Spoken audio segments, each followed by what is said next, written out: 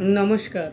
সুলেখক তপন মাইতির তৃতীয় উপন্যাস মেষ জীবন ময়ূরপঙ্খী প্রকাশন থেকে প্রকাশিত হয়েছে।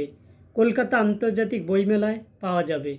পৃথিবীর সকল মেষ জীবন ভাড়াটে বাড়িতে কাটানো সকল মানুষের প্রতি উৎসর্গ করেছেন লেখক।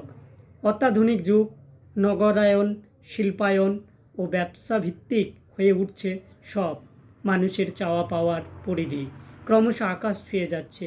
মানুষ আজ বড় ঘর ছাড়া, মানুষের নিজস্ব ঘরবাড়ি বলতে কিছুই থাকছে না। মানুষ বড় যান্ত্রিক হয়ে পড়ছে, ভার্চুয়ালের সময় কাটছে আর নিঃসঙ্গ জীবন যাপন করছে।